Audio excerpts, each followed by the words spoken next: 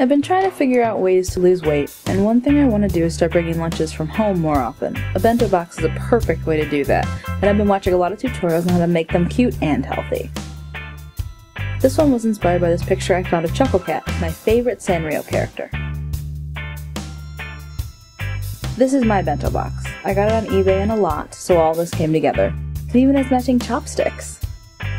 It's a 2-compartment box, and it's about 280 milliliters, which means that if you pack it smart, it'll hold about 280 to 300 calories. Closer to 400, depending on what you put in.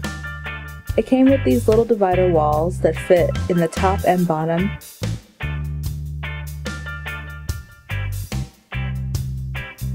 And a few little cups to put all the side dishes in. And this divider, I think, is for onigiri or sushi.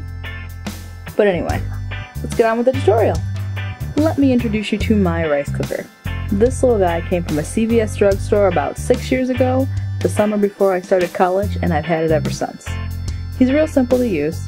It's just a metal pot that sits on top of a glorified hot plate. You plug it in, and then it's got 2 settings, cook and keep warm. You click it down to make it cook, and when it pops up to the keep warm, you fluff it and let it sit. If you want it to stop being hot, you unplug it. Yeah, super high tech.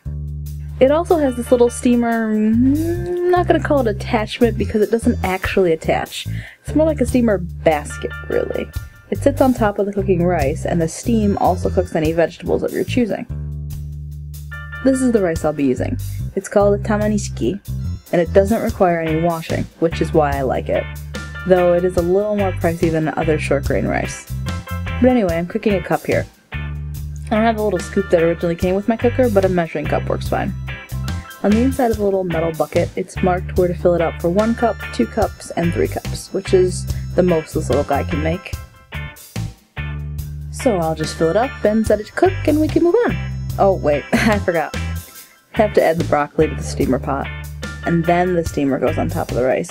Then put the lid on and set it to cook.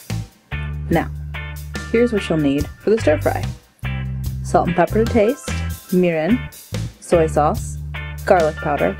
A minced clove of garlic or 2 would work better, but I didn't have any fresh. An assortment of vegetables.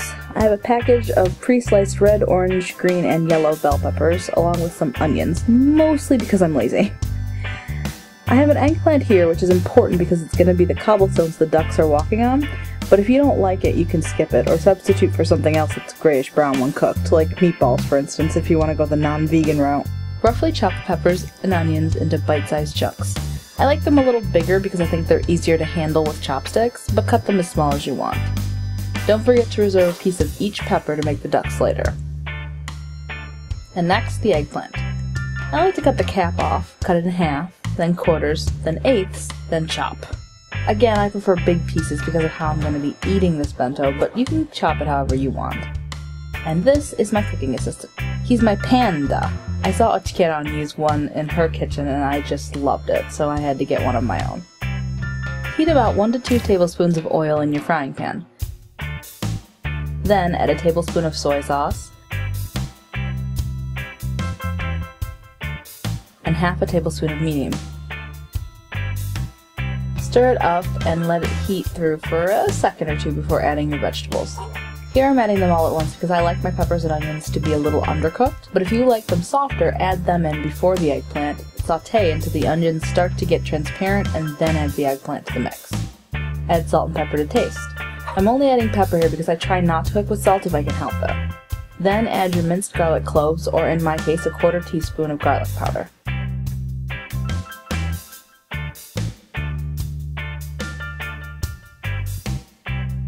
Stir well and let it saute on medium-high heat, stirring occasionally until the eggplant gets dark from the soy sauce and soften.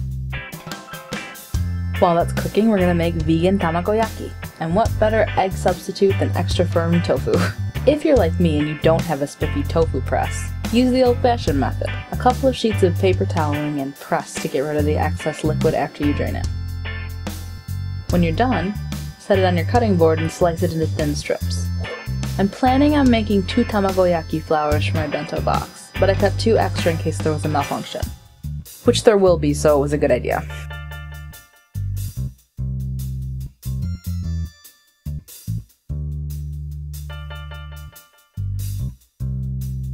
Box up the extra, and then toss a tablespoon or so of soy sauce and a sprinkle of turmeric into your still warm skillet after you pour the stir-fry onto a plate to cool. Then lay in the tofu slices and sprinkle on more turmeric if you like.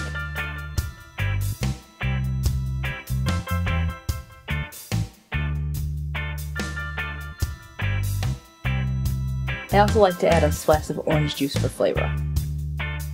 Give them a turn when they're browned, either with your chopsticks or fork, and let the other side brown as well. Take them out, and rather than try to be all kinds of cool like I am here, just use a spatula or fork. The heated tofu sheets are a little bit fragile, so it's likely they will rip. Now to make the flowers. Cut lines about halfway down the tofu strips widthwise.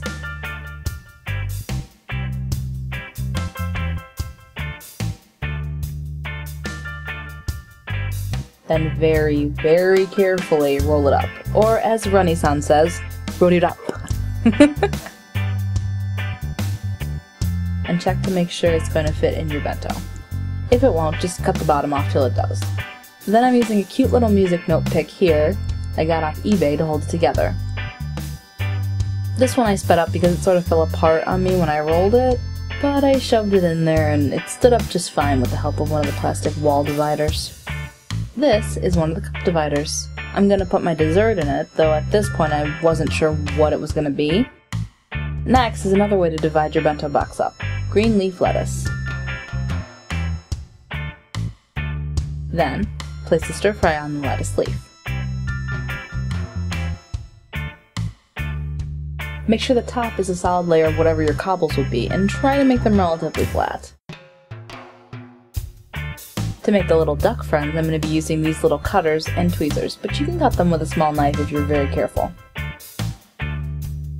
First, yellow duck's body with a half circle cutter, and the yellow pepper.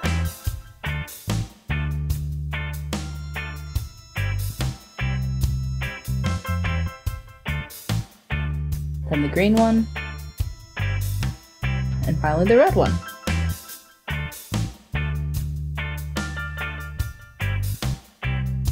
Next, cut the heads, which are just circles.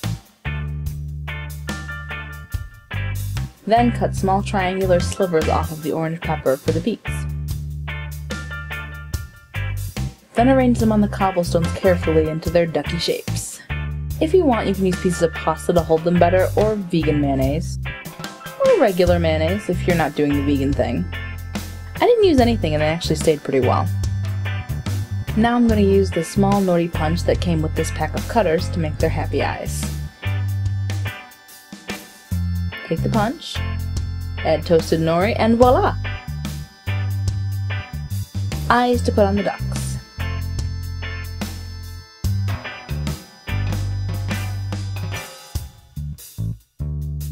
I'm filling 2/3 of the top of my bento with rice, which I forgot to tell you to fluff when it's finished, but you should definitely do that. Now, in the small section that's left over, I'm using these fun leaf-shaped food picks to put in some cherry tomatoes to look like apples, along with the steamed broccoli. For ChocoCat's head, I found a picture online. Here I'm just double checking to make sure it'll fit. I measured the inside of the bento box, found a picture of ChocoCat, and resized it before printing. Here I'm paper clipping ChocoCat's face to a nori sheet, and using a pair of clean scissors I only use for food, I cut out around his head.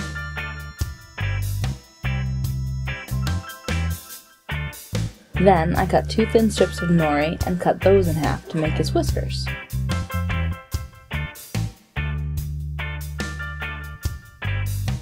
Next I'm taking a slice of vegan mozzarella cheese to make ChocoCat's eyes. I had to improvise a little with my circle cutter because, as you can see, it was a little smaller than my picture's eyes. But the opposite end was big enough, so that's what I used.